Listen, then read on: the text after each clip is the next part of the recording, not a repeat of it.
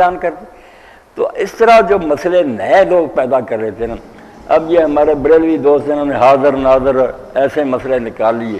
ان میں سے اب ایک شریف آدمی نے، مولانا غلام رسول سعیدی نے پورا مضمون لکھا کہ ظنی عقائد اور قطعی عقائد. وہ کہتا ہے یقینی عقیدے جو ہے اور ہیں، ساری امت ان کو مانتی ہے، یہ ہمارا خیال ہے، ہم نہیں کہہ سکتے کہ یہ صحیح ہے کہ آپ کا سایہ نہیں ہے، خیال ہے ہمارا کچھ، مگر یہ ظنی باتیں ان کو اگر کوئی نہیں مانتا وہ کوئی گمراہ نہیں، اہل سنت سے خارج ہے. کیسی پیاری بات ہے. جب ایک بات کوئی شخص اپنے ذہن سے گھڑ لیتا نا اور دوسرے لوگوں کو کہتا ہے کافر. اب مطالبہ اگر کیا جائے کہ حاضر ناظر کا لفظ 14 سال کی کسی کتاب میں ہے، کسی امام نے لکھا تھا کہ حضور حاضر ناظر، تم نے ایک بات بنا لی، چلو تمہارا خیال تھا رکھتے، مگر باقی لوگ جی گستاخ ہیں، بید میں کیسے فتوے لگائے.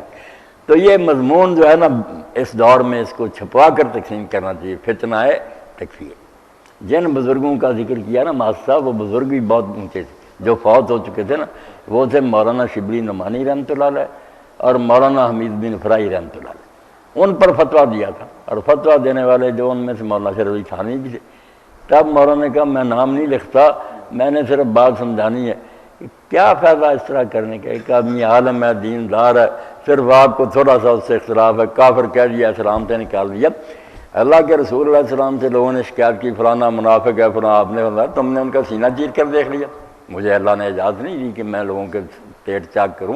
جو زبان سے کہتا کہ اللہ ایک ہے، محمد اللہ کے رسول، بس آگے معاملہ اللہ سے ہے کہ اندر سے مومن ہے، یعنی